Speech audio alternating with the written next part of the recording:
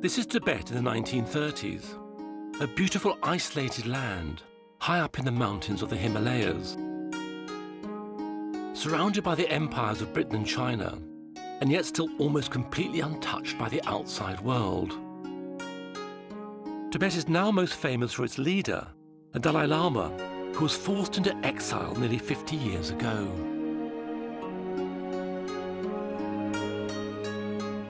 This treasure trove of rare colour films, shot by British, Chinese and Tibetan people who lived through these times, have been preserved by the British Film Institute.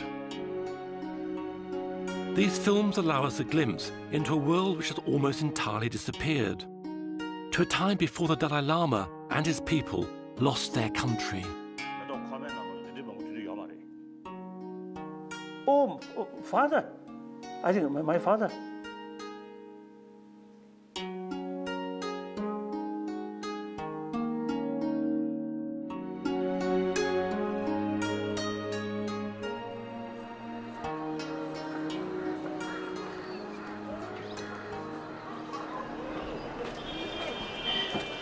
It's now impossible to tell the story of Tibet in Tibet because since the Chinese invasion of 1950, it's become a criminal offence to even discuss Tibetan independence in territory controlled by China. So, to tell the tale of the lost world of Tibet, I've had to come to another country. I've come to India. The Dalai Lama escaped here in 1959 and, along with the Tibetan government in exile, is based here in the Cloud Gange. To understand how Tibet was lost, why the Dalai Lama must live in exile, we have to look back to a time when Tibet was a free nation.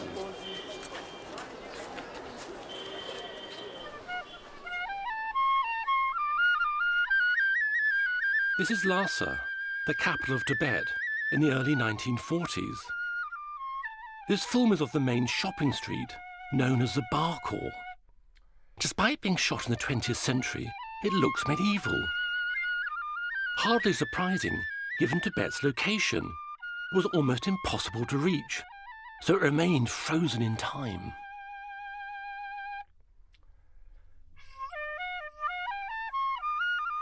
Namgyal Takla lived in Tibet in the 1940s. We had the huge mountains surrounding Tibet. And then we were inside this mountain, isolated. And we had the big Russia, China, Britain around us. And it was the policy to be kept, this country to be kept a buffer state, a sort of a zone where the big powers will not meet. And it was, we lived in the 20th century, we maybe have lived like we were in the 16th century. Tibetan society was both feudal and deeply religious. Buddhism had a profound effect in shaping its culture and traditions. Ruled by a dual system of aristocratic families and Buddhist monks, the government's main function was to maintain the religious state. Tibet's feudal structure meant that most of the population lived in poverty. Any attempts to modernize or invite foreign influence were resisted by the conservative and profoundly religious outlook.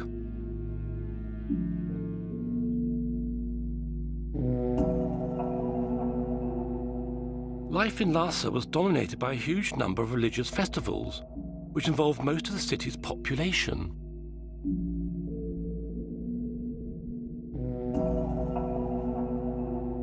"68 days of the year were taken up with festivals. Since the Chinese occupation of Tibet, all of these festivals have been banned.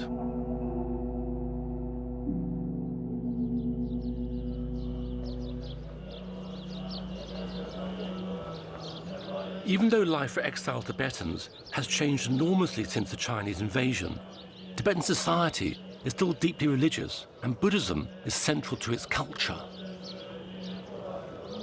Tibetan prayer flags still hang in holy places. Each time the wind blows, the prayers that are written on them are released into the universe. Their colors are symbolic. They represent water, fire, earth, and air. Buddhism arrived in Tibet in the 7th century AD, about 1,000 years after it started in northern India. Focusing on spiritual development, all Buddhists believe that the road to enlightenment lies through the practice, the development of morality, meditation, and wisdom. At the time these films were made, monks made up 20% of the male Tibetan population. Every Tibetan family, rich or poor, sent their youngest son to a monastery as a spiritual and religious duty. Because monks had a high social status, poor families gave up their boys in the certain knowledge they would be looked after financially for life. These boys would just have arrived at the monastery. Even though in theory they could give up being a monk if they wanted, they'd expect to stay there for the rest of their lives. The present Dalai Lama, who is the 14th, was found while he was still a small child. In a tradition that dates back to the 17th century, the Dalai Lama, or Ocean of Wisdom, is both the spiritual and secular leader of Tibet.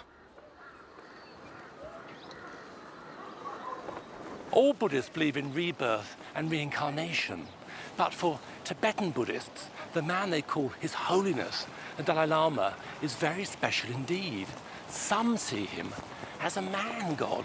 All believe he's a reincarnation of all 13 previous Dalai Lamas, and he's a bodhisattva of compassion, an enlightened being who's chosen rebirth as a human being so he can be on this world to help others.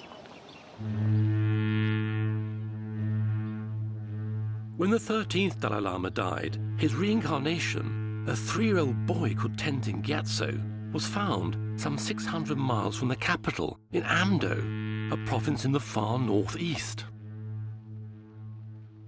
While the Western world was at war, the family made the long journey to the capital, Lhasa. The 14th Dalai Lama arrived in October 1940. By now he was 5 years old. He was accompanied by his father and mother and 2 elder brothers, Lobsang Samten and Gyalo Thondup. Oh, father. I think my father. Father, yes. Oh, my mother. Oh, this is elder brother, whom I bully.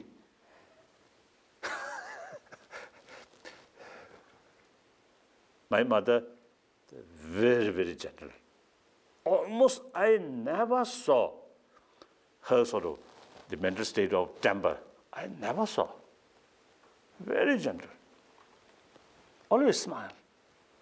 Something very, very nice woman. A villager, uneducated. At the beginning, illiterate. Later, with her own effort, she can read some books. Now here, yes, my father with mustache. He very much interest keep his mustache very, how to say, very organized way. No, not like that. So he used, of course, our family from time to time eating meat with bone.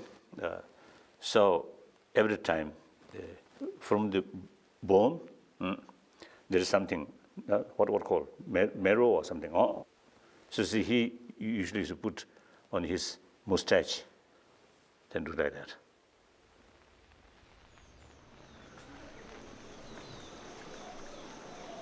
Although the young Dalai Lama was revered as a god king, he would not take up his position as head of state until he reached 18. Years of monastic study lay ahead of him.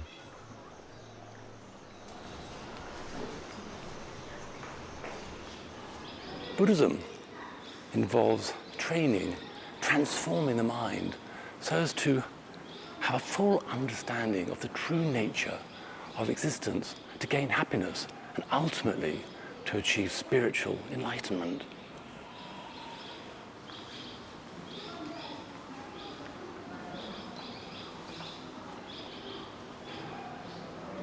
Buddhists believe it's only possible to escape suffering, to find true happiness by giving up all worldly desires and by accepting the transitory nature of life. all things change, come to an end. Don't try and hang on to things. Also, one has to understand that all one's actions, one's karma, have consequences for good or for ill. If you do good things, then you get merit and, I suppose, hurtle towards your own enlightenment. But more to the point, do good things and the world benefits. You put positive energy out into the world.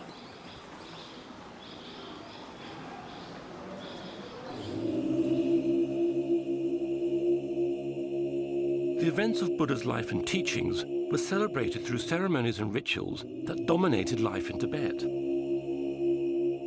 The Malam Chenmo, or Great Prayer Festival, is a series of events which commemorates the day when Buddha preached the Dharma, or sacred text, for the first time. The festival starts when the monks take over the running of Lhasa from the government. The proctors of the Drepan monastery arrive carrying heavy silver maces to demand that power is handed over to them by the Kashag, or parliament. Their attendants ceremonially throw down the whips of the city magistrates and bow to the proctors to formalize the handover.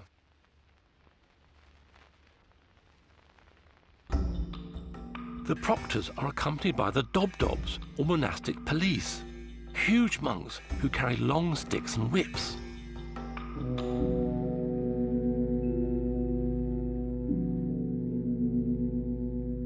Wearing padded robes, their job is to intimidate and control the crowd of 20,000 monks who flood the city for the festival.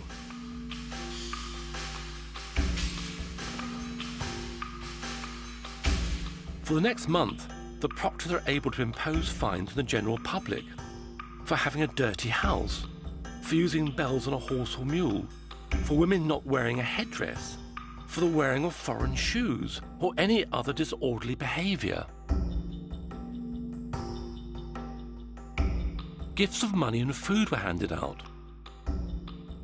While the event was mostly funded by the government, there were contributions from the British and Chinese trade missions based in Lhasa. At this time, the Chinese were happy to support religious events. The Tibetan government was dominated by a group of aristocratic families. There were about 200 families who made up the civil service, and each of them had to provide a son to serve as an official. Within the aristocracy, there were 30 higher status families who had the most senior positions. Namgyal is from one of these families, the Sarongs. Oh, that's our house, the house I was born in, the Sarong house. And that's my aunt, Kukula, and that's my mother. They're really modeling away. It seems quite strange that they are modeling, because we never even heard of this in Tibet, nor did anybody do that, you know. It seems quite strange. I'm sure Auntie Kukula must have arranged this. And I don't know who took the picture, but it's very beautiful, very beautiful. I think they had a British governess, and so she must have taught my mother how to walk, because I can't imagine my mother, you know, sort of showing her clothes. Yeah, they're wearing the Lhasa ceremonial costumes. Kukula is considered very beautiful, and she's really beautiful in here, I must say. And you notice here, this is also in our garden. We had one of the best gardens also in Lhasa, because my grandfather himself, he worked in the garden, and also he made all the family members come and work. And each child had a tree. We had to water the tree, fertilize it, and we were only allowed to take the fruits of that tree and no fruits from the other tree. So we had strawberries, we had gooseberries, we had pears, everything. In this picture, you see my aunts together with my grandfather. They had the same father, Sarong, but their mother, they had 3 different mothers. They were 3 sisters from the original Sarong family. This sort of family structure was not unusual in Tibet. Men could marry a number of women, and even women could marry a number of men. The reason is to keep the family wealth together. Married out, the brothers had several wives. There bound to be troubles, and then they might say, okay, we want to separate the land. So they usually had brothers marry one daughter, or the daughters marrying several brothers, so on. It was very common. Divorce did exist, and usually what happened was during marriage, there is a contract made.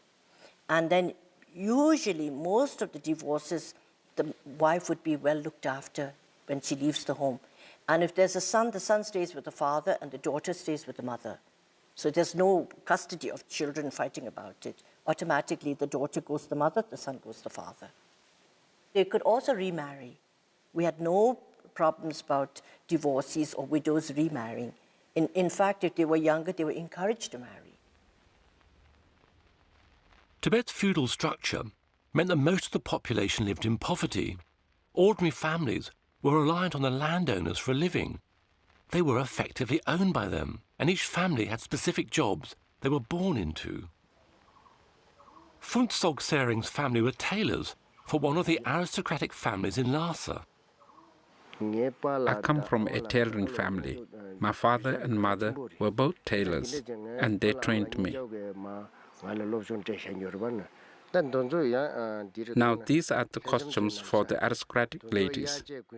In terms of design and patterns, these outfits are type worn by the aristocrats, but they're really quite similar to those that more ordinary women would wear. There was summer and winter wear, and these outfits are for the winter. These are definitely winter wear. You can tell by the length of the sleeves. When it comes to making these costumes, we did everything by hand. In those days, we didn't have sewing machines in Tibet. But for a tailor like me, it would take about 2 days. That's right, I could complete something like that in about 2 days. These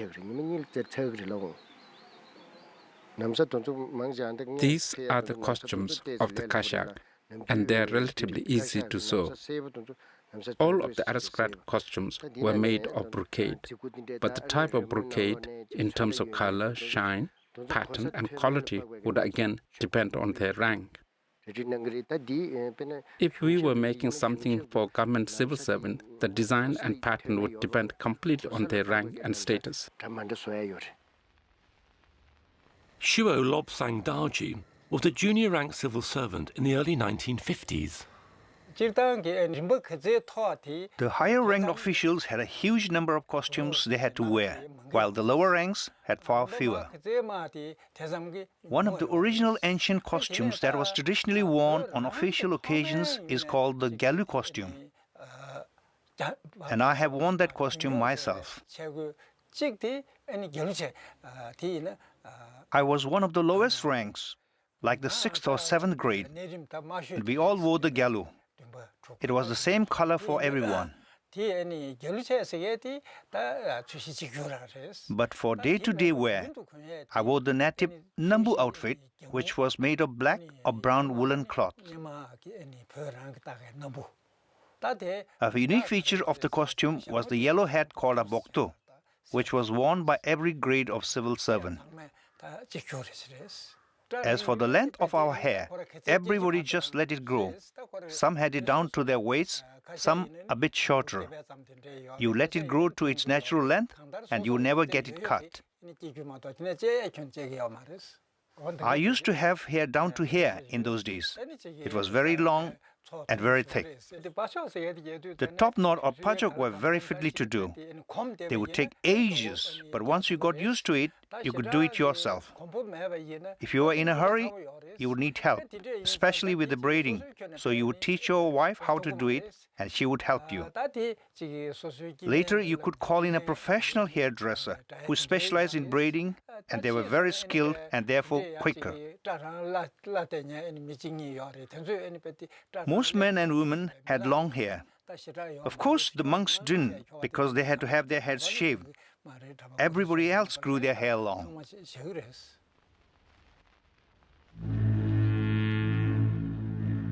this massive civil and monastic bureaucracy within Lhasa was about to be led spiritually, if not politically, by the 5-year-old Dalai Lama. Before his official enthronement, he stayed at the summer palace, the Norbalinka. At first, his family were also allowed to stay there too, before he began his new life. Of course, at that time, my mother and father and my elder brother remain or stay with me. Then mother and father, I think every day used to come to see me. And also I also used to visit to their home. I enjoy my native village's food. While pilgrims came from all over Tibet, foreign dignitaries also paid homage to the God King. The British political officer in nearby Sikkim brought a movie camera with him and managed to get this first ever moving picture of the Dalai Lama. Sir Basil Gould, seen here with a white prayer scarf around his neck, also brought an expensive foreign toy car for the little boy. But already his status set him apart from other children, and only his older brother, Lobsang, was allowed to test drive it.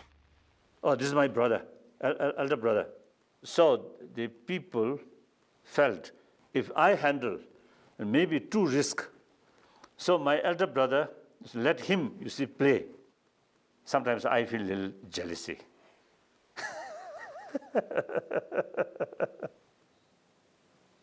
Somebody's in the car. I wonder if that is my husband. It's him? Namgyal married the Dalai Lama's older brother, Lobsang, in 1962. There's Lobsang on the horse now. I see him. Lobsang's so serious. I can't believe it. He looks so serious in there. He's not a serious person, but in there he looks so serious. Now that is a very nice picture, yes, of Lobsang's father with his mother going in front of him. One wonderful thing about my mother-in-law, which I really admire, is she loved wearing her own simple jewelry and the dresses. She was a wonderful person, very simple, and from a small village, but she was sort of always so kind to everybody. If somebody, a beggar, came to the home and asked for something, she'll ask the cook to please feed the person, whoever it was. And she was really kind to everybody. Wonderful person.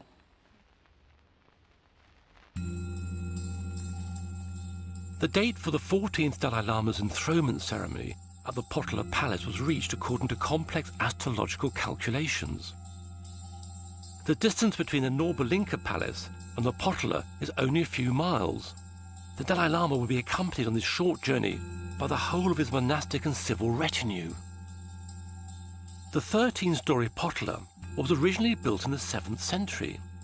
It's a quarter of a mile long with over 1,000 rooms.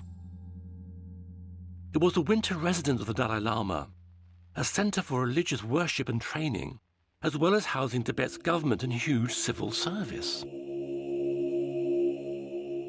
Tenzin Gyatso was enthroned as the 14th Dalai Lama on the 22nd of February, 1940. A life of austerity and strict scholarly pursuit began for the 5-year-old and his brother Lobsang. Well, I think for him, being a normal child and then suddenly becoming a monk and then coming up to Lhasa with His Holiness and leaving the parents and then suddenly going into this huge Potala palace and living there amidst the older monks who can be quite strict. And he used to often tell me it wasn't that pleasant there. The elder brother stay with me. We always play. And sometimes I bully on him, although he's older than me. He used to talk about His Holiness being quite naughty and mischievous. And then when he was naughty, his tutors used to frighten Lobsang. And then he said, then His Holiness used to get into a lot of very nice games, running around and then feeding the birds outside on the roofs. That was the greatest fun. Here were these two little boys with the older attendants and huge dark rooms, and it was very frightening for them. And I mean, coming from a village where you had a lot of running around, freedom, and then suddenly you are put there, it must have been quite intimidating for him. So then I think once a month, my mother came. So when my mother came, I feel very happy. Then my mother about depart, I feel little uncomfortable, little sad.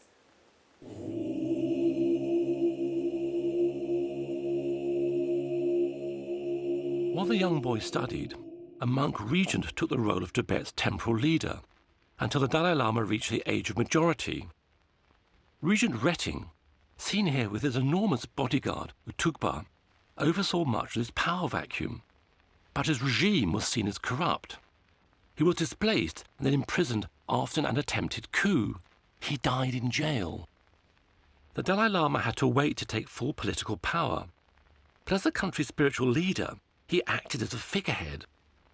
One of the 5-year-old's official duties was attending cabinet meetings. His strict routine only varied for the important festivals. The festival of the votive offering took place in the eastern courtyard of the Potala Palace. It was a deeply significant solemn occasion in which all the sins and bad events from the previous year were purged, clearing the way for the next. The yellow-hatted monks of Dalai Lama's own Namgyal monastery join the government and civil officials as they prostrate themselves in front of His Holiness. Watching from the top floor is the Dalai Lama. The main event of the votive offering is the chum, a tantric dance. Accompanied by drummers and trumpets, dancers emerge into the courtyard. They have spent many hours in meditation, envisioning themselves as a deity they're about to perform. Uza Naring Tashi was one of these dancers and later taught chum dancing. Now here are the chum dancers making their entrance. I have performed this dance myself.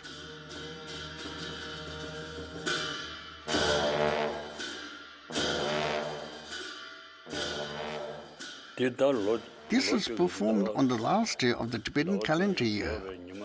As the New Year is approaching, it's performed as an auspicious ritual to make sure that during the following year there is enough rain when we need it, that no misfortunes happen, that we are protected from any negative forces, and that there is peace in the world.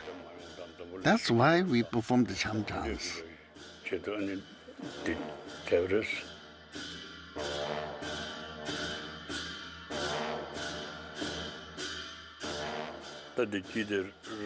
This one with the horns in the middle is the principal character of the chum dance, the Tamjin Chögyal. Ringed around him are 22 black hat dancers and 16 masked dancers.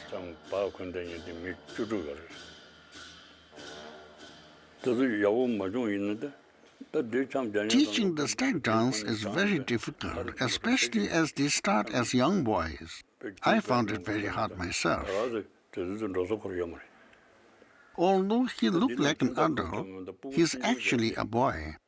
He would probably be about 12, 13, or maybe even 14. I remember being very anxious and scared during the performance in case we made a mistake, because if you got anything wrong, discipline was very strict. Even if you made a tiny mistake, you'd be punished. Only young boys are agile enough to perform this. Your chum teachers train you. Because the training involves a lot of kneeling, you'd get lots of cuts and bruises on your knees, and you'd get beatings too. Only through such strict training can you achieve perfection. When we began our training and were learning how to do the black hat dance, the repetitive arm and leg movements made you very stiff. So stiff that it would be really uncomfortable to sit cross-legged for the prayer sessions.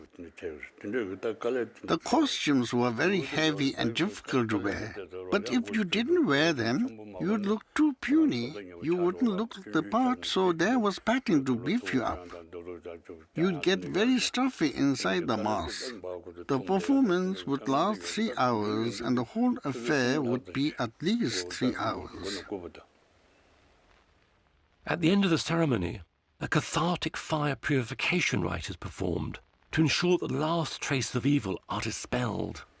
Now you can see they are heating up oil in a cauldron. Later they'll add home or alcohol.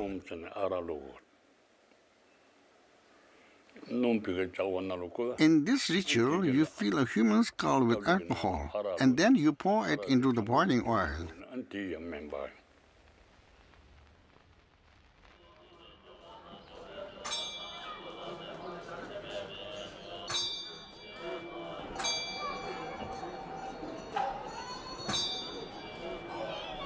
Tibetan Buddhism differs from other types because it has its roots in the traditions of the earlier Bon religion. Therefore there's a belief in gods and celestial beings, but also there are various traditions that involve all Tibetan society in the practice of Buddhism. Now Tibetans believe that their prayers can be given added power by being conducted by means of a prayer wheel. Here's a prayer wheel. Walking round the wheel means that my prayers have the power, all the written prayers inside this wheel. Incredible. Also, there are flags and beads which have a similar thing, prayers through repetition. And the mantras are used to really gain merit and to help one on one's path to enlightenment.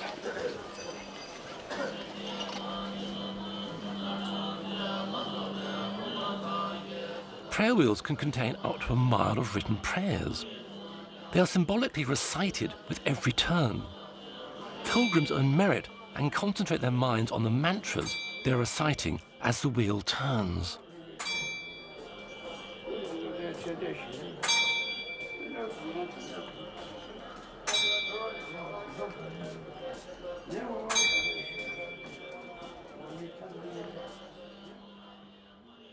The circular 5-mile walk which surrounded Lhasa was known as the Linkor. On the festival days, pilgrims would start walking early in the morning.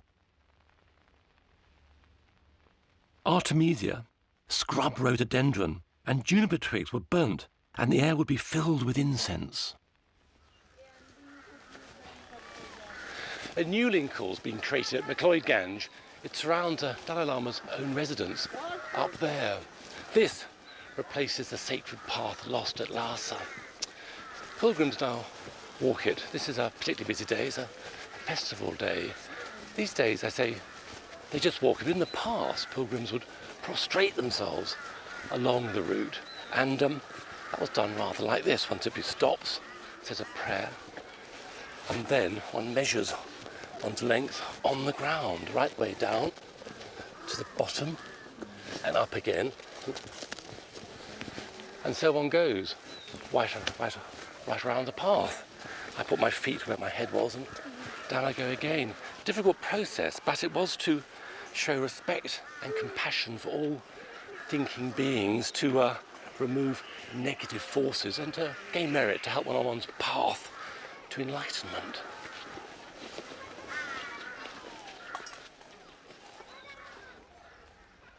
Jampa Chodron was a young nun living in Lhasa at the time. This is the Linkor, the long circuit just beyond Chokpuri Hill. The shot is taken of the section just below Chokpuri Hill. There used to be people carving mantras on stones, making clay statues, and many places where you could make incense offerings. there would be many people walking the lingo. Down here, there would be people doing the half sideways prostrations as well as the forwards prostrations. I didn't manage to do any sideways prostrations, but I managed to do one circuit doing the forward prostrations. Here they're making the descent. Sometimes when you're prostrating here, you would nearly fall down. I did a lingo circuit.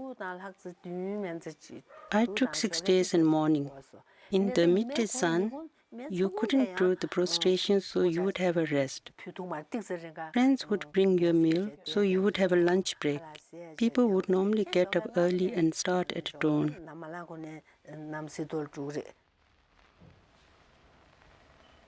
Jampa Sultram and Tenzing Choni Tara also did the Lingkor circuit. When they used to do the old Lingkor circuit, it used to take about 2 hours. But during Buddhist festivals, people weren't satisfied with merely walking it. They would prostrate themselves all the way around. So, as we were talking about this yesterday, it turns out that we both happened to have done the full body-length prostrations and made the full circuit. It would vary how long it would take to do the full body-length prostrations, depending on the individual. The fast ones would do it in 3 to 4 days. Others might do it in short stages, so it would take about 7 to 8 days to do the full circuit. Wherever you ended the day, you'd leave a mark, and then you'd resume from there the next day. He said yesterday he did it in 4 days. The reason for doing the prostrations is to accumulate merit and to cleanse yourself of your negativities. It's an entirely spiritual activity.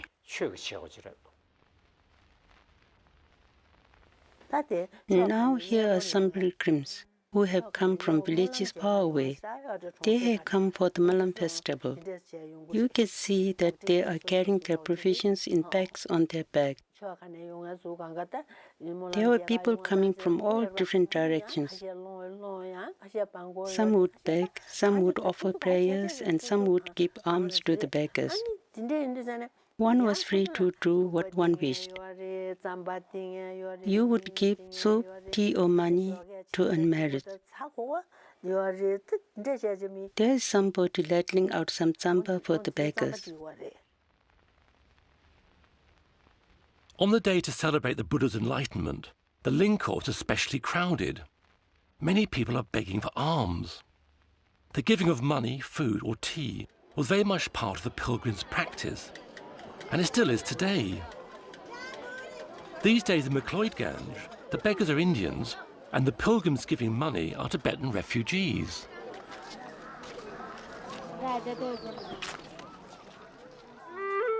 On festival days, the cabinet and senior civil officials also walked the Lingkor, but they would get very hot in their heavy ceremonial costumes, and so would stop off the British mission for a cup of tea. Historically, the British and Chinese were officially represented in Tibet. British pressure to allow trading had led to the establishment of a new British trade mission in 1937, and in the mid-1940s, a Chinese representative arrived in Lhasa. Relations with the British were cordial, while they were more tense with the Chinese. Dr. Sun Lien Shen, seen here being welcomed by Jigme Tering, the Tibetan finance minister, was a representative of the Chinese nationalist government. At home, China was in the midst of a bloody civil war between the nationalists and the communists. Life in Lhasa continued according to ancient custom and practice. The Dalai Lama lived in the Potala during the winter and the Norba Linka during the summer. Twice a year, the civil and religious hierarchy accompanied him on his move from palace to palace. Identified by the peacock-feathered umbrella, which accompanied his sedan chair or palanquin, the whole population of Lhasa watched silently for a glimpse of His Holiness.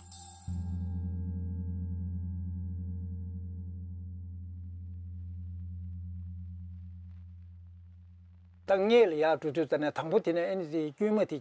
the front of the procession, there would be the lower rank officials, and they would get higher and higher the nearer they got to His Holiness's palanquin. The front column are the monk civil servants in order of importance, up to the cabinet ministers who ride alongside His Holiness. Behind the palanquin are his two personal tutors, and then his immediate family members.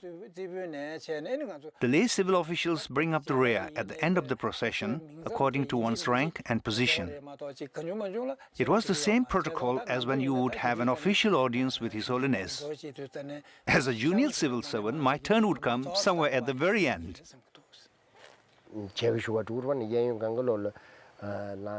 I went to see the Dalai Lama many times. We would stand on both sides of the route. Because he traveled in a palanquin, you only be able to get an occasional glance of him. We used to also stand in line with the crowd and view and get a blessing from His Holiness while he was in the palanquin, because everything was so silent, incense burning, and people very quiet and trying hard to get a glimpse of him. And at the end, they would have the army band coming, which was more fun. I mean, sort of a lot of excitement then. Oh, that young monk, I think out of curiosity, looking. In any case, from my childhood, from that age, I always smile with people, with public. So people also, you see, love my smile. So whenever I look like that, the people express some kind of expression of overjoys. I think around 10 years old, around 10, when I look this, I feel the people consider or the reincarnation of High Lama, but actually that young boy, I think only play how to play. So there is big contrast.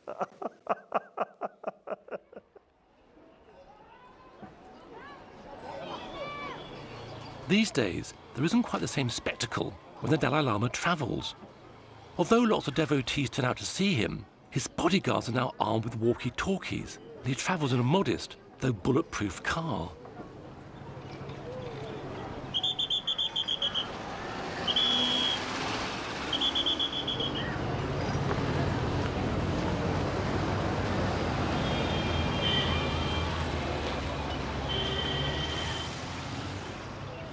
Tibetan Buddhists have retained much of their culture and religious practice since going into exile. But life in Tibet before the Chinese occupation was significantly different in many ways.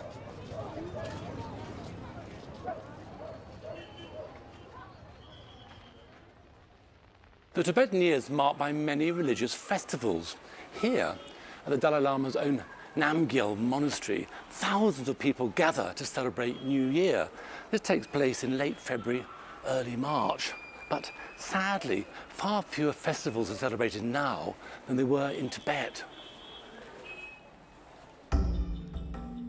The King's New Year festival celebrates the Dalai Lama's position as the ruler of both church and state. The high officials wear robes whose design dates back to the 7th century, along with ancient ornaments of amber and coral, which had been traded along the Silk Route and had originally come from the Mediterranean. The turquoise charm boxes around their necks and the golden bar encased in turquoise, which reaches their waist, is so heavy it must be carried. The ordinary people of Lhasa gather at the foot of the potala to watch the sky dancing, a spectacle which a man scales a rope up to a tall wooden mast, stands precariously on a small platform, and then spins himself around. The performer is traditionally a man from one of the small villages in the region of Sang. It's done in retribution for their resistance to the rule of the 5th Dalai Lama. There's a saying in Sang, mothers don't die from illnesses, but from worry that the sons might be taken for the sky dance.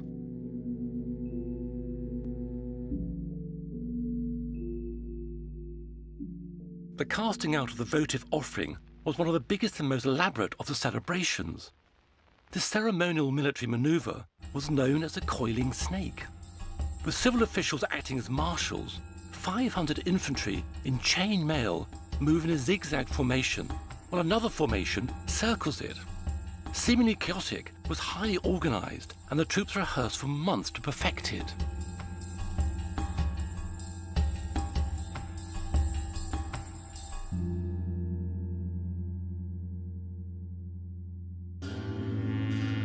Hundreds of monks arrive, carrying green drums and cymbals.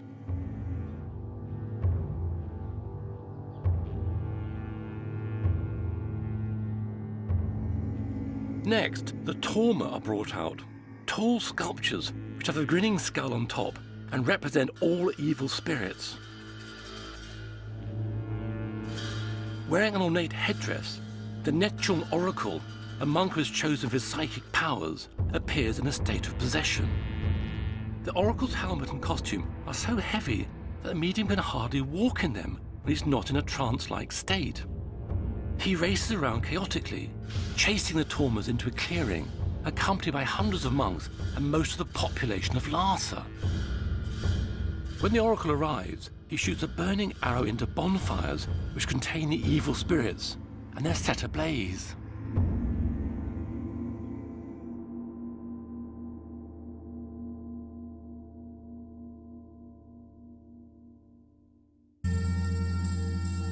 Many of the religious festivals had an additional civil or governmental element. At the review at Trapchi, the Tibetan cavalry assembled in front of the cabinet and government officials. The cavalry wears chainmail, steel breastplates and helmets with peacock feathers on them. The standard bearers wear special helmets which have Allah inscribed on them in gold, thought to date back to 8th century contact with Arabs. They carry tall lances wrapped in painted banners, said to have been given by the army of Genghis Khan's grandson. The cabinet wears ornate robes. Their fur-trimmed hats have silk crowns with ornaments on top of coral, turquoise and gold.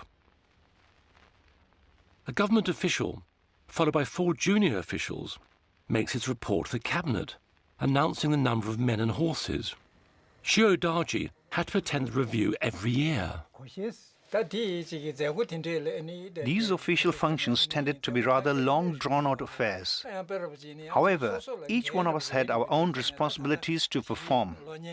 As you can see here in the film, when we junior accountants had to present the inspection report at the review at Trapchi, we had to give the full list of horsemen and their equipment. So I had to feel very tense from early in the morning as I had to present the report aloud in front of a huge gathering of people. I would worry that I would make mistakes and embarrass myself, so I felt scared. I would be so terrified that time would just fly past. But when I had no responsibilities, the ceremony would get tedious and seem to go on forever. So we young ones would quietly sneak out the back for a cigarette and a chat. Another military event, the gallop round the fort, was slightly more exciting to attend. These are the special Molam Festival cavalry. 2 Yaso generals command them. Together they are being prepared to lead the presentation. There were 3 targets. The riders had to ride past, fire a gun, shoot an arrow, and spare each one. If they managed to hit each of the targets, they would be presented with a victory scarf.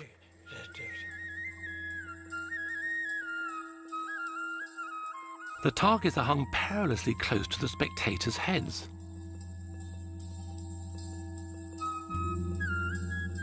There is frighteningly little crowd control, and serious accidents result.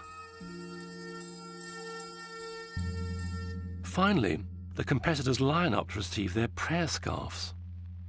The event ends when they perform a special Mongolian salute.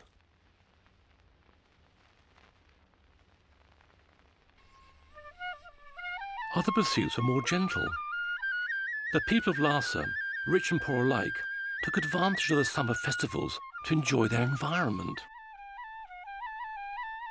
During the month of celebrations to honour the Buddha's enlightenment, the government ministers and officials are rowed around a lake to make offerings. After they'd had their turn, the ordinary pilgrims were allowed to go. It's hard to believe that war was raging in the rest of the world as the people of Lhasa set off for their annual picnic season.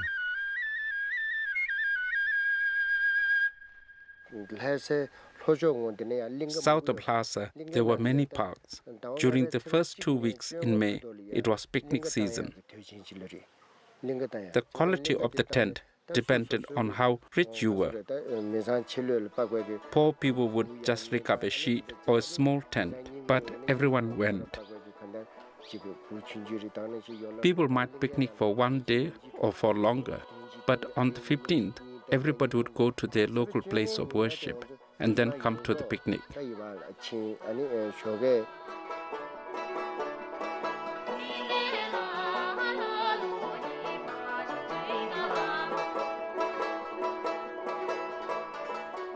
The nationalist Kuomintang government in China maintained its mission in Lhasa and even joined in with the Tibetan festivals.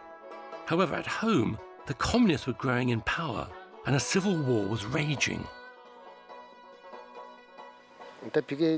You see the flag there? It's the flag of the Chinese Kuomintang. In those days, the Chinese in Tibet were mainly the official representatives of the Kuomintang. The present Chinese hadn't arrived yet. Here you can see some people performing the incense burning ceremony. And here are some monks playing the long horns and the oboes.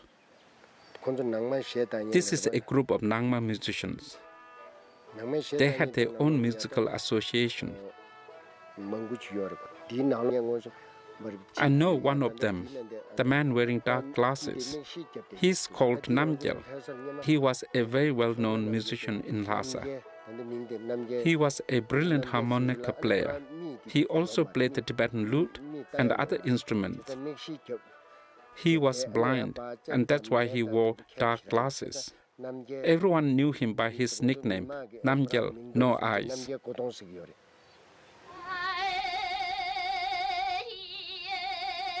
Another important summer event, and one of the Dalai Lama's favourites, was the annual opera festival held at the Nobulinka Palace.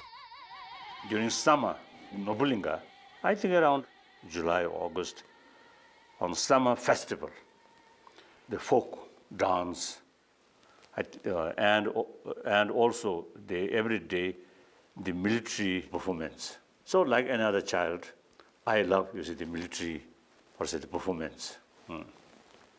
They well organized, they are quite smart like that.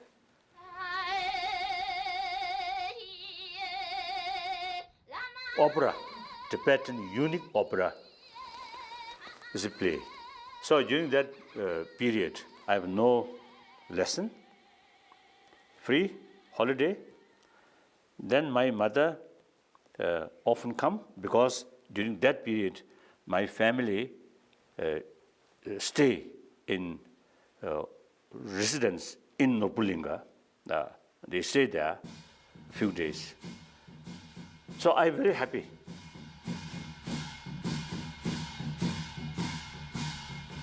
Then after 5 days, festival finish. The next day, my lesson started. And same time, the 5th day evening, my mother depart. So I feel very, very sad. That's the child's sort of experience like that.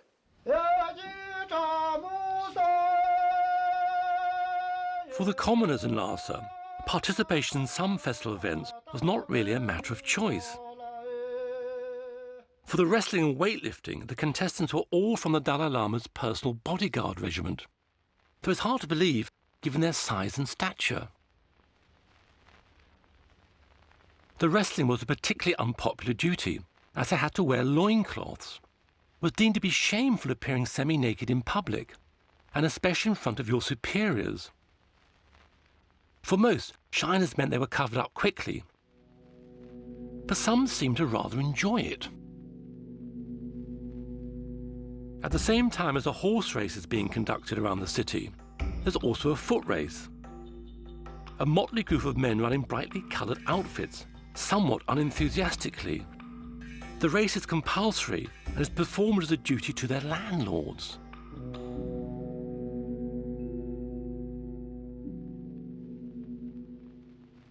For the Tibetan aristocrats, there were lots of social events to attend at the British Mission, or Deki Linka.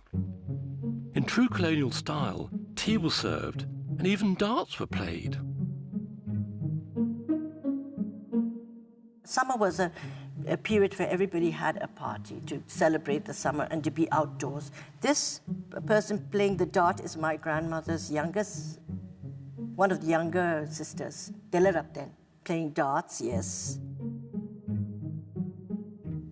Now this looks like a party at the British legation or the British mission, Dikilinga, because it's a beautiful garden, and then the servant at the back, he's wearing the special costumes which the servants in the Sikkim royal family used to wear. So I think very much they wore this costume at the formal parties. And this looks very much like the it's the senior Mrs. Lalu. She was a very special lady. She was actually a nun, and she fell in love with a member of the 13th Dalai Lama's family. And anyhow, she was very kind, and she did everything in such a grand scale. And she used to visit once a year at our home. The British mission closed when India gained independence in 1947.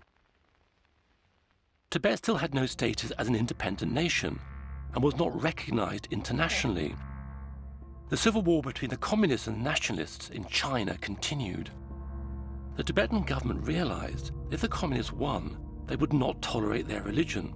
However, they didn't want to be seen to be taking sides, so they politely asked the nationalist Chinese to leave Tibet. They were sent off with the utmost courtesy, with parties and free transport to the Indian border.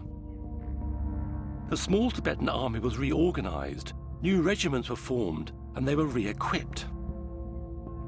In 1949, the Chinese Civil War ended, and the People's Republic of China was established under Mao Zedong's chairmanship. One of their first objectives was to bring Tibet back into what they called the motherland. On the 6th of October 1950, 40,000 Chinese soldiers of the People's Liberation Army invaded Tibet, and the small Tibetan army was quickly overwhelmed and forced to surrender. The issue of the invasion was raised with the United Nations, but nothing was done. Indeed, the international community did shamefully little to help Tibet in its plight. So the Tibetans had nothing to do but to negotiate with the Chinese. To do this, they needed a sole ruler. And so Dalai Lama, still with 2 years of training ahead of him, was rapidly giving the power to rule in Tibet. Incredible this, a 16-year-old boy was suddenly made the temporal and spiritual ruler of Tibet. The teenager acted quickly and sent delegations to Britain and America, but it was the height of the Cold War, and they refused to help. The Chinese, however, were happy to talk. Fearful that Chinese troops would invade Lhasa, the Dalai Lama instructed Tibetan officials in Beijing to begin negotiations. The 17-point agreement, in which Tibet was defined as being part of the Chinese motherland, was signed in Beijing without the Dalai Lama's consent. The reunification, as the Chinese called it, was completed when the invading forces reached Lhasa in October 1951, and Tibet was conquered. Samdong Rinpoche was in Lhasa at the time. At that time, there are quite a sizable number of Chinese military personnel arrived in Tibet, and they have set up loudspeaker radio in Lhasa town. So there was a lot of wires going over the houses, and there's a big loudspeaker. So it was not a radio, but just propaganda through a whole the town covered by the loudspeakers. After the Chinese arrived in 1951, everybody felt that they had lost their way. They didn't know what to do. There was a real feeling of tension and uneasiness in Lhasa. The Chinese were becoming more and more oppressive by the day. His Holiness was in a very difficult position in the face of the military power of the Chinese. Rather than resist Chinese rule, the Dalai Lama attempted to make the 17-point agreement work. As it was meant to allow the Tibetan government to continue running its own country, for the next 3 years he set about introducing social and land reforms, attempting to propel Tibet into the 20th century. However, he still had ancient and highly demanding spiritual duties to perform. The Kalachakra ceremony, or Wheel of Time, is one of the most complex systems of theory and practice in Tibetan Buddhism. The 17-year-old Dalai Lama was initiated into this tantric tradition in front of hundreds of officials and monks at the Norbalinka Palace. I think this is the first time of Kalachakra initiation at Norbalinka. I think 16, 17. I already, you see, took the responsibility of the Kasa, the temporal power. Oh, bless me. Here comes His Holiness the Dalai Lama. Here he is receiving mandala offering for long life. He's looking so young. He's not wearing glasses yet. He must be 16 or 17. Here is the Lord Abbot, elder brother of His Holiness, Losang Samte. It must be inside the Norbalinka. This is during the Kalachakra teachings. It looks like the people are throwing scarves forward to request the teachings after the mandala ceremony. You would say prayers, then everyone would throw scarves forward. It was what everyone did in Tibet, but these days His Holiness discourages it. In 1954, the Dalai Lama received an invitation from the Chinese to go to Beijing. Most Tibetans were against the idea, fearing for his safety. The Dalai Lama, however, was determined to go, seeing it as an opportunity to be able to talk to Chairman Mao in person. Then I felt, not only me, but some officials, some high officials, now two opinions. One opinion, now this is the right time, should go to Peking and meet high officials, high leaders. Then some very much reluctant, very much against. I think out of fear. And my own opinion is, now better go there. Eventually, it was decided he could go, provided he returned within 1 year. His Holiness himself promised the people he would return within the year. I heard that when he was about to cross the Tsangpo River, people had come from Lhasa in their finest clothes. In Tibet, it is a custom for women to dress up for special journeys for good luck. They all crowded along the river bank, looking very anxious. Some were even about to throw themselves into the river in sorrow and desperation. Now this is actually, you see, departing Lhasa to China. I think this one. You know, I like missions or these modern things. So I love, you see, to visit China. But at the same time, not like just tourists, also have some responsibility. So not very certain. So all kinds of mixture feeling. Some hopes, some doubts, some fears, some, undecisive, like that. And also some excitement. The Dalai Lama attended the first National Chinese People's Congress, which included 10 seats for the Tibetan delegation. He was impressed by Mao and felt a great affinity with many of the egalitarian principles of communism. However, At their last meeting, Mao wasted no time in giving his true opinion of Tibet and its future under Chinese rule. As the Dalai Lama left, Mao turned to him and said, "Religion is poison." The Dalai Lama returned home. News reached him that the Chinese authorities in eastern Tibet were confiscating lands belonging to monasteries and redistributing them amongst themselves. The situation deteriorated. Fighting broke out between the Chinese army and Tibetan freedom fighters, and refugees began pouring into Lhasa. In the midst of this tense atmosphere, the Dalai Lama still had to take his final monastic exams, the main focus of which were public debates.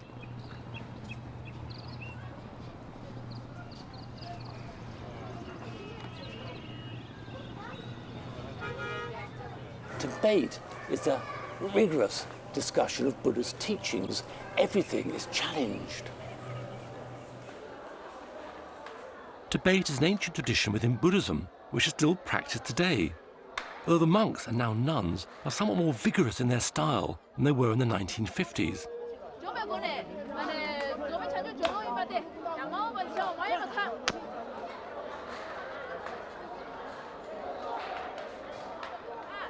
These monks are arguing over their personal interpretation of Buddhist texts. The skill is in arguing and using logic and your own analysis to back up your points. They are punctuated with claps to the hand. The respondent must then reply.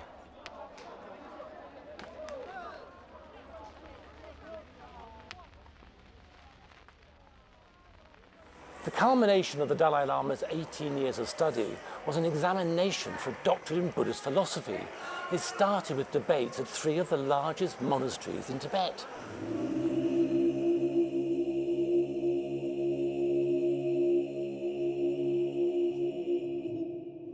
Drepung Monastery had 10,000 resident monks. 8,000 of them were squeezed into the square to see the Dalai Lama as he arrived with his retinue to take his first exam.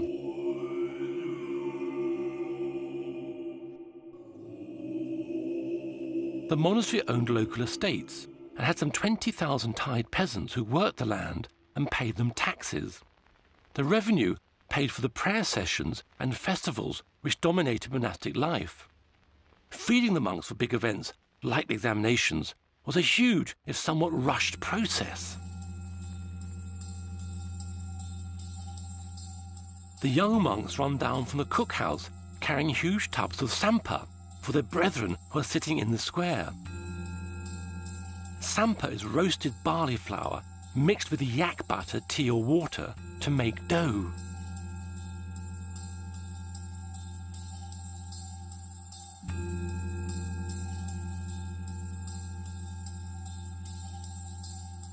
To celebrate His Holiness's presence, the monks are also given prayer scarves, tea and money.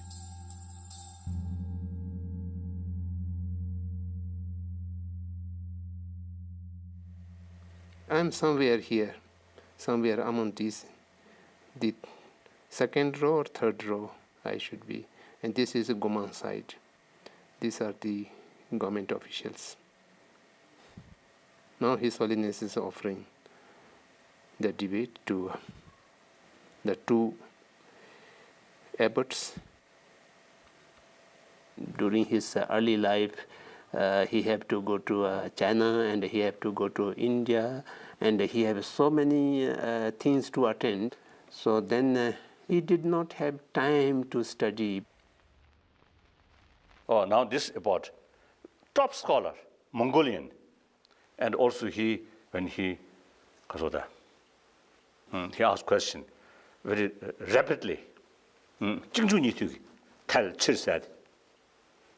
So a bit more nervous. So I had little opportunity to think how to trick to him. One top scholar, you see, very rapidly, you see, putting question, then no time, you see,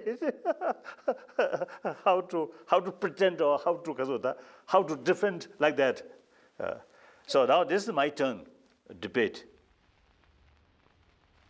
Of course, we have received a lot of teaching from His Holiness, and we know he is a very great scholar. But he was not joined in the monastic debate. We thought he may not be very sharp in the in the debate. But for the first time, we saw when he was examined by the abbots, he was brilliant and absolutely sharp, equal with those who are debating the monastery for lifetime, and the abbots find it quite difficult to debate with him.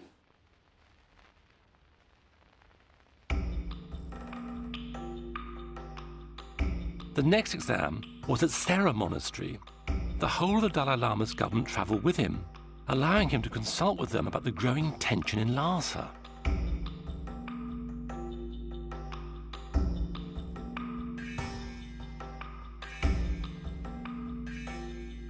At the same time, he had to prepare for the next series of debates, but the abbots each had their own individual style of arguing. In Sera Monastery,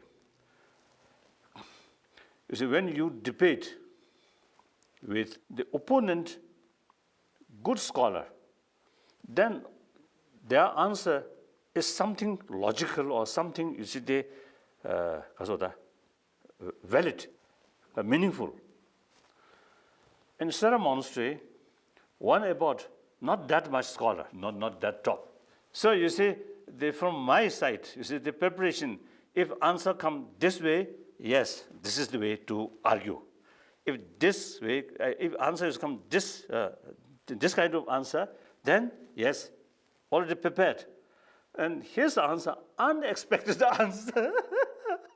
So then my tutor noticed that, then he very kindly, stop, now finish. Okay. That's tremendous relief.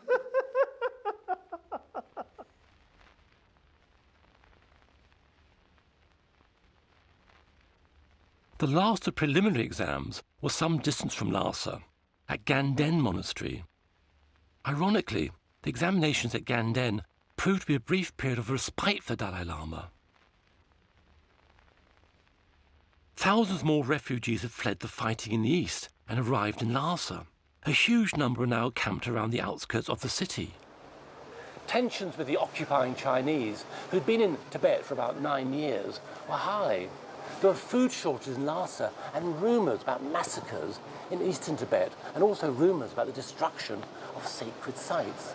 Meanwhile, the Dalai Lama still had his final exam to take. The Dalai Lama returned to Lhasa and continued to prepare for his final exam. Amidst increasingly disturbing reports of Chinese atrocities, he attempted to concentrate on his studies. He took solace in Buddha's teachings that one's enemy is one's greatest teacher and to have compassion for all sentient beings.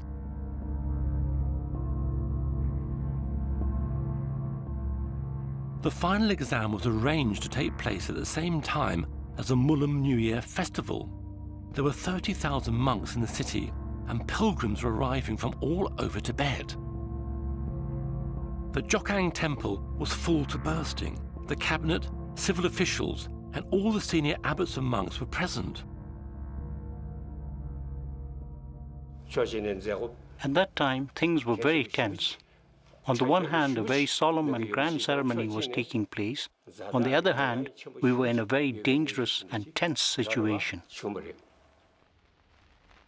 There are a lot of rumors about danger to his security, and the threat perception was very high. And therefore, it was very tight security arrangements used to be there, and that was a bit annoying. And that was not a consonance with the monastic atmosphere. So a lot of soldiers with guns and very attentive and with walkie-talkies. These are not familiar with the people. So that was a tense and also the joyful. These are going together. Gun emplacements were built. There were Chinese carrying rifles patrolling the rooftops opposite. Everyone, government officials, the clergy, the people, were there for the religious function of the 13th, but they saw clearly the Chinese soldiers walking around on the rooftops. I was involved in organizing the event. In this emergency situation, there was nothing we could do. We asked some of the Hmong officials to disguise themselves as ordinary people and mingle with the public and to act like spies. On the one hand, the ordinary people and the aristocrats were all dressed up in their finest. On the other, right next door, the Chinese were making elaborate military preparations, with soldiers carrying rifles as if they might attack at any moment.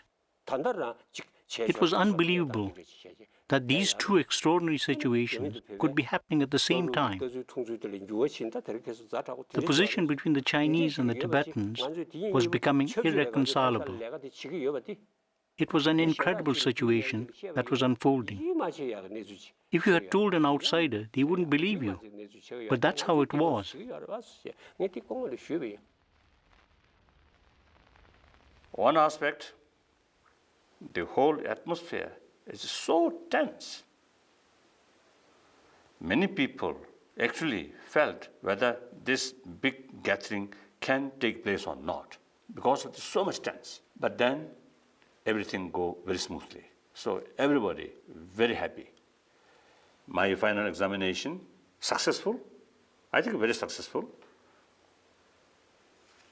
And also, I myself, from the corner of my mind, another thing is, now no more any lesson. The Dalai Lama returned to the Norbalinka with his full retinue, but this time he was accompanied by armed guards. Little did he know that this 1,000-year-old ceremonial procession through Lhasa would be his last. The Chinese Governor-General of Tibet invited Dalai Lama to see a dance troupe at the Chinese military headquarters. In the name of dispensing with formality, the Chinese requested that he attend with unarmed bodyguards. Worried that a refusal would worsen the fragile situation, the Dalai Lama accepted, but the news soon spread. The Tibetan people came pouring into the Nobulinka, and their spokesmen forced their way into our official meetings. So His Holiness didn't go. This meant that any communication between the Chinese and the Tibetans had completely broken down. As this had happened, everybody felt it wasn't safe for His Holiness to stay. You could never tell what the Chinese might do. So everyone wanted him to leave as soon as possible. Although that was what everyone was thinking and what everybody wanted, no one dared say it out loud. We were all terrified. The Dalai Lama received news that Chinese were planning to attack the crowd surrounding the Nobulinka and bomb the building. Convinced that if he left, the people would be saved, he decided he had to leave. Of course, I think topmost in my mind is fear, sadness,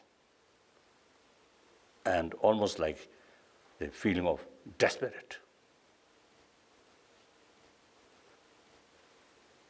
And also leaving some of my close friends, sweepers, or some monks who look after temples or the libraries in Nobulinka, and including my dog. So as a human level, very sad, one factor. Then also,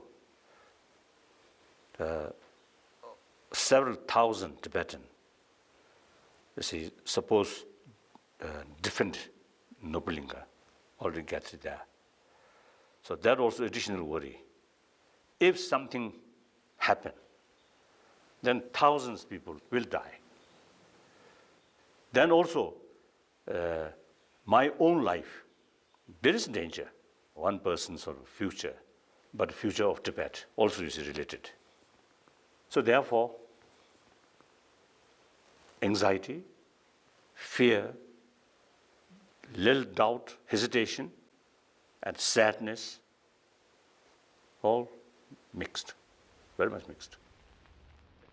That night, the Dalai Lama escaped from the Noble Inca, disguised as a Tibetan soldier.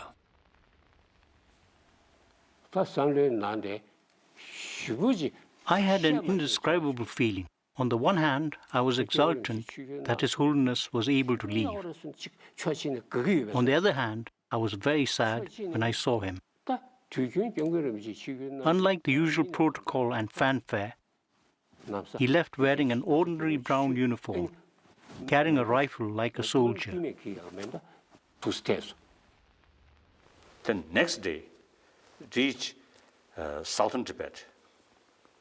Then fear of my life, then no longer. Then we have no hesitation to criticize about our Chinese brothers and sisters. While in Lhasa, although sometimes we criticize, but from one corner of our mind, we, be careful, be careful, be careful, or that kind of sort of situation. Then as soon as we reach southern Tibet, the free from Chinese forces, we get some extraordinary feeling now, freedom. 2 weeks later, after an arduous journey through the Himalayas, the Dalai Lama reached safety in northern India. That morning, around dawn, they began shelling the Noble Inca. At around 9 or 10, I went to Chokpuri Hill, to the defensive position I had been assigned to monitor. When I looked towards the Potala, I saw there was a huge fire in the eastern wing. Near the account section, a huge fire. The canal bombardment started from the bottom of the hills upwards. That was followed by the rat-a-tat-tat of the machine gun fire. It was relentless. In any case, eventually, even the Zulakan was taken over and completely looted. Everything except for the George statue and the Sunze chapel, it was left like an empty shell. Everything else was destroyed. It was taken over by the Chinese soldiers and turned into, what's the word in Chinese? A trote. We weren't allowed in because it was turned into a military barracks and heavily guarded. Then around 4 or 5 in the evening, when I looked across at the Ramakang ferry crossing, I saw large numbers of Tibetan horsemen, foot soldiers and ordinary people. Many of them were from the Tibetan volunteer force. Then the relentless bombardment began. In the dust and smoke, I saw people and horses falling. The intense bombardment went on for about an hour or two. That day, over 1,000 of our people were killed. I saw it all with my very own eyes.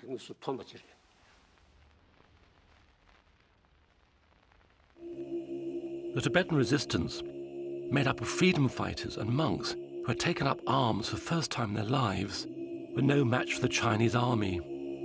They surrendered after 3 days. The Tibetan government was abolished, and the Chinese systematically began to destroy Tibetan society and its Buddhist culture and traditions. Monasteries were looted and scriptures burnt. Nuns and monks were forced to denounce their faith. They were also made to discard their robes and grow their hair. They were even forced to marry each other. Class resentment amongst the peasants over Tibet's feudal system was ruthlessly exploited. The government officials and aristocrats had their long hair shaved off, were imprisoned or forced to do menial jobs. They were subjected to public interrogation sessions, many resulting in death.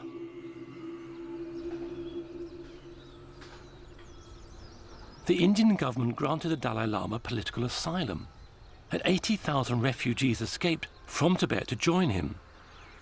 He has lived here in Dharamsala, known as Little Lhasa, ever since.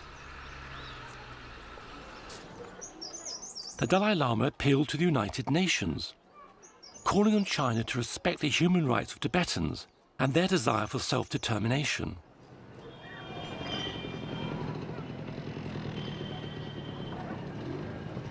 Despite 3 resolutions adopted by the UN General Assembly, the fact that thousands of monasteries were destroyed and hundreds of thousands of Tibetans were imprisoned in labour camps, the international community refused to intervene.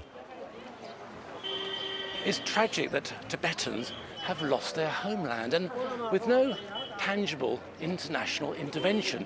But coming here, looking around, one can see that despite everything, Tibetans retain their sense of national identity, their culture, and their pride.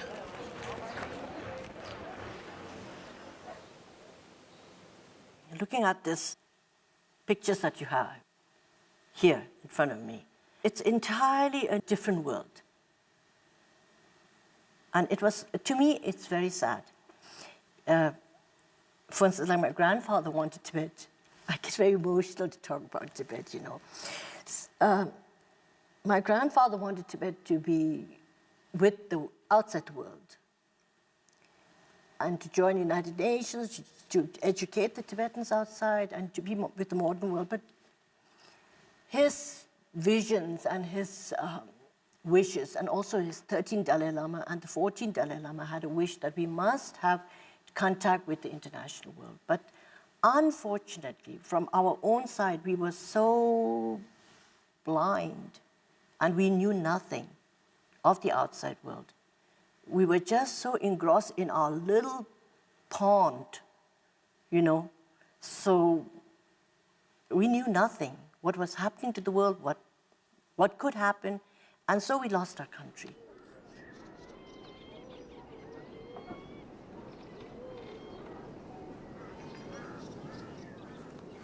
The Dalai Lama advocates a middle way, which means he wants Tibetans to move back to Tibet, even if they become a minority within China, but a minority with a degree of self-rule. He remains determined that the dialogue between the Chinese and the Tibetans remains peaceful and positive.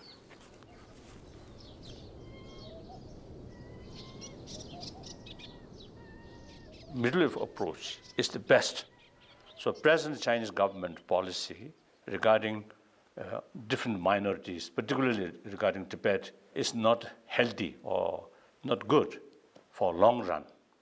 So kind of new opinions as a result of better awareness now coming. So therefore, basically, I'm hopeful. Thank you. Phuntsog Tsering escaped to India in 1959. He is now the Dalai Lama's personal tailor. Shuo Lobsang Darji spent 15 years in a Chinese prison in Lhasa. He escaped to India in 1985 and became the Chief Justice Commissioner for the Tibetan government in exile. Usha Nawang Tashi escaped to India in 1959. He retired as a chum teacher in 1990. The Venerable Jampa Sultram served 20 years in a Chinese prison in Lhasa. He escaped in 1980 and worked at Dalai Lama's private office. The Venerable Tenzin Chonyi Tara escaped from Tibet in 1959 and worked at the Dalai Lama's private office until he retired in 2003. Jampa Chodin was forced to give up being a nun and marry a monk. She escaped to India in 1984. Professor Samdong Rinpoche escaped to India in 1959. He is now the Prime Minister of the Tibetan government in exile. Namgyal Takla left Tibet in 1956. She's lived in Switzerland, America, and now India, working for the Tibetan government in exile.